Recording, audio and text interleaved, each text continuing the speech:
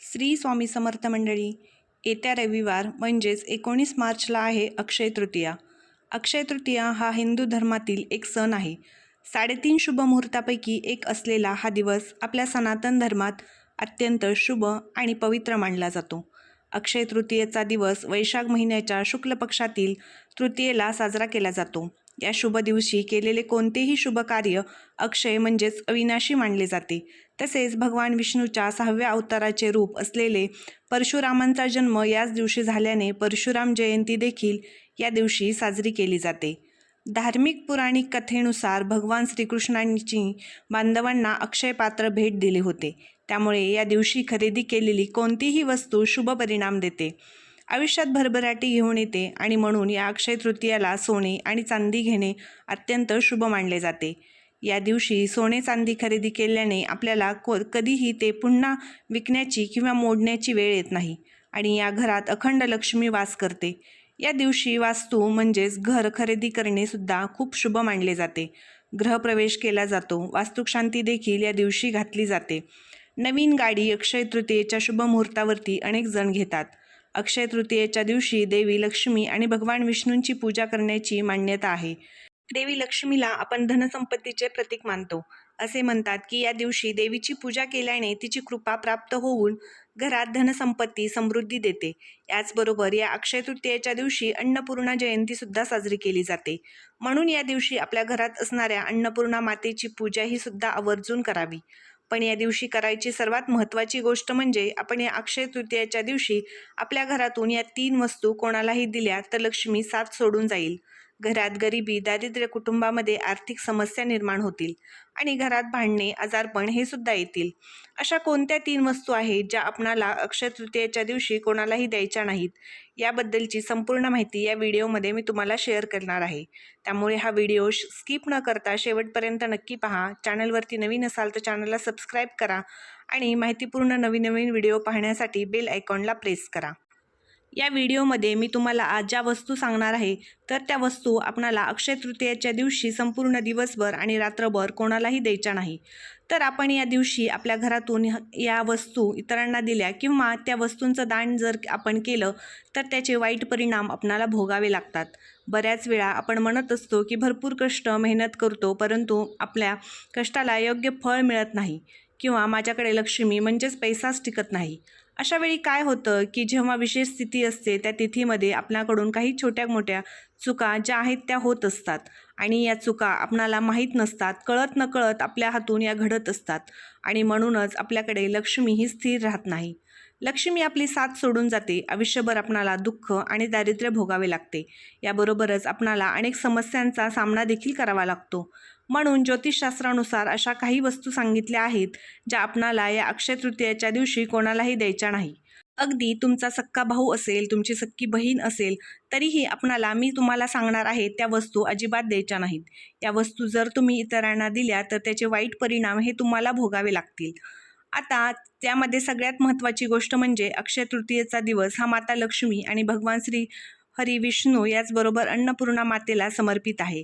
म्हणून हा दिवस लक्ष्मी प्राप्तीसाठी आणि धनप्राप्तीसाठी खूप महत्त्वाचा मानला जातो आणि म्हणून या अक्षय तृतीयेच्या दिवशी चुकूनही कोणालाही उधार पैसे देऊ नका आणि कोणाकडून सुद्धा तुम्ही उधार पैसे घेऊ नका. ज्योतिषशास्त्रामध्ये असे सांगितले आहे की जो कोणी या अक्षय तृतीयेच्या दिवशी इतरांकडून पैसे उसने घेतो किंवा कर्ज घेतो त्याच्या घरी येणारा आशीर्वाद पूर्णपणे थांबत असतो. म्हणजे माता लक्ष्मीचे जे काही आशीर्वाद आहेत ते त्या घरामध्ये येत नाहीत. त्या घरातून लक्ष्मी ही कायमची काढता पाया घेते आणि म्हणून या दिवशी चुकूनही तुम्ही उधार घेऊ नका किंवा तुमचे पैसे जे आहेत ते सुद्धा तुम्हाला कोणालाही उधार द्यायचे नाहीत. कारण या दिवशी आपण ज्या काही गोष्टी करतो तर त्या आपल्याकडे अक्षय राहतात. जर या दिवशी तुम्ही कर्ज घेतले तर आयुष्यभर तुम्ही कर्जामध्ये राहाल. इतरांना पैसे उसने दिले तर तुम्ही कायम इतरांना उसनेच देत पैसे राहाल. अक्षय तृतीयाला वस्तू खरेदी केल्या जातात. सोने चांदी घेतले जाते व तेथे आपण पैसा देतो. परंतु जेव्हा तुम्ही इतरांकडून वस्तू खरेदी करता तेव्हा त्या बदल्यात पैसे देत असतो. म्हणून तुम्ही त्या वस्तू ज्या आहेत त्या खरेदी करू शकता. फक्त उसने पैसे कोणाला द्यायचे नाही आणि कोणाकडून घ्यायचे नाही, कारण या गोष्टीचा जो काही परिणाम आहे तर तो आपल्या आर्थिक परिस्थितीवरती होत असतो. नकारात्मक गोष्टीचा परिणाम होतो आणि जेव्हा हे पैसे आपण समोरच्या व्यक्तीला देतो तेव्हा त्या व्यक्तीला सुद्धा गरिबीला सामोरे जावे लागते. तसेच देवी लक्ष्मीचा कोप होतो आणि लक्ष्मी ही आपल्या घर सोडून निघून जाते. याचबरोबर अक्षय तृतीया म्हटल्यानंतर सर्व स्त्रिया नवीन नवीन दागिने, नवीन साड्या परिधान करत असतात आणि अशा वेळी जर तुमची एखादी मैत्रीण असेल, शेजारची एखादी बाई असेल, त्यांना जर आपण या अक्षय तृतीयाच्या दिवशी वापरलेले दागिने किंवा साडी जर दिल्या तर आपल्या पतीसाठी खूप हानिकारक मानले जाते. आपल्या पतीच्या कुंडलीमधला जो काही शुक्रग्रह आहे तो संपूर्णपणे कमकुवत होतो. त्यामुळे या दिवशी आपले दागिने, मौल्यवान वस्तू, आपल्या साड्या इतर स्त्रियांना अजिबात देऊ नका. याचबरोबर पुढची वस्तू आहे ती म्हणजे मीठ. मीठ हे आपण आपल्या स्वयंपाकघरामध्ये वापरत असतो आणि बऱ्याच वेळा असं होतं की आपल्या शेजारच्या एखाद्या घरामध्ये मीठ संपतं आणि तिथले लोक आपल्याकडे मीठ मागण्यासाठी येतात. बघा, ज्योतिषशास्त्रानुसार मीठ उसने आणणे किंवा उसने देणे हे पूर्णपणे वर्ज्य आहे, कारण मिठाला लक्ष्मीचा प्रतीक मानले जाते. मिठामध्ये साक्षात लक्ष्मीचा वास असतो आणि म्हणून या अक्षय तृतीयाला तुम्ही मीठ खरेदी करू शकता, परंतु मीठ इतर कोणालाही तुमच्या घरातून अजिबात द्यायचे नाही. दिवशी आपण मीठ आपल्या घरातून इतरांना दिले किंवा मिठाचे दान जरी आपण त्या दिवशी केले आपल्या घरातील लक्ष्मी घरातून निघून जाते. आपण स्वतः आपल्या घरातील लक्ष्मी ही दुसऱ्यांच्या घरी काढून देत असतो. त्यामुळे या दिवशी मिठाचे दान तुम्हाला करायचे नाही आणि उसने मीठसुद्धा तुम्हाला कोणाला द्यायचे नाही. त्याचबरोबर पुढची वस्तू आहे आपल्या घरातील असणारा झाडू. बघा, अक्षय तृतीयेच्या दिवशी आपल्या घरातून तुटलेला किंवा वापरत नसलेला झाडू ठेवायचा नाही. असा झाडू तुमच्या घरात असेल तर तो तुम्हाला अक्षय तृतीयेच्या अगोदरच काढून टाकायचा आहे.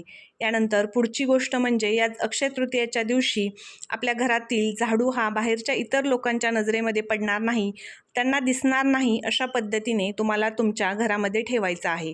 याचबरोबर आपल्या घरातील झाडू हा इतरांना तुम्हाला वापरायला द्यायचा नाही.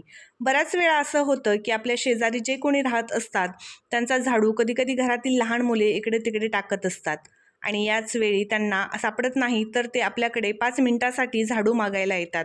अशा वेळी सहज आपण आपल्या घरातील झाडू जो आहे तर तो इतरांना देत असतो, परंतु ज्योतिषशास्त्रानुसार हे पूर्णपणे चुकीचे आहे.